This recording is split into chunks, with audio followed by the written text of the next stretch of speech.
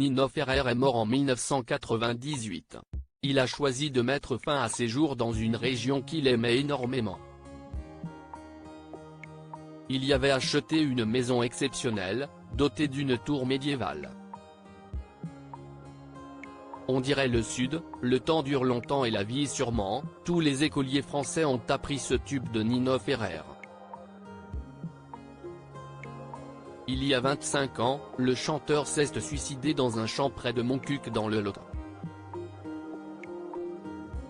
Le chanteur de Téléfon allait fêter son 64e anniversaire.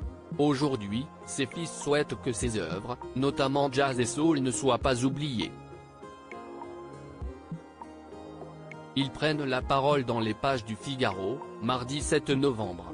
Il a été profondément atteint par la disparition de Mounette, sa mère. Notre père s'est donné la mort le 13 août à 48 heures de son anniversaire et au lendemain de celui de notre mère.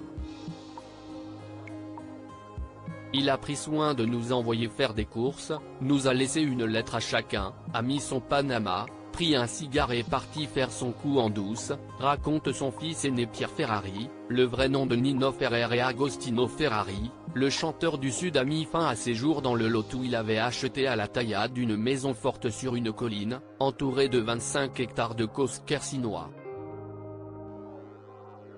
Il y a peint des tableaux surréalistes sans jamais arrêter la musique.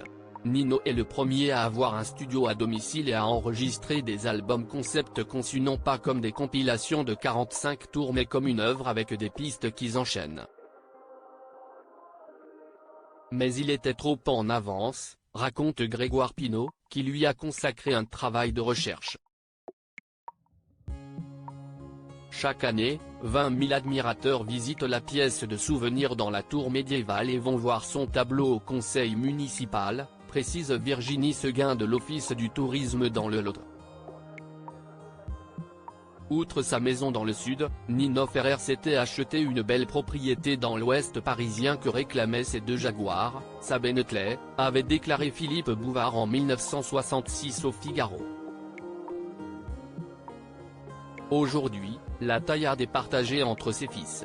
Pierre, architecte d'intérieur, y a fait pousser des vignes. Arthur, lui, est éditeur du chanteur François Remigi et du groupe de rock Princess Thailand. Dans cet endroit magique, j'ai créé un studio où travaillent des artistes comme Arthur H, explique-t-il. S'ils entretiennent la maison, les fils veulent aussi à présent démontrer sur Nino Ferrer est le pionnier de la French Touch et du R&B français. Sa femme qui nous a, jusqu'à sa mort aussi, tout fait pour faire vivre l'œuvre de Nino Ferrer en imposant une intégrale rééditée des vinyles par exemple. Toujours dans les têtes et dans les cœurs, Nino Ferrer sera honoré prochainement.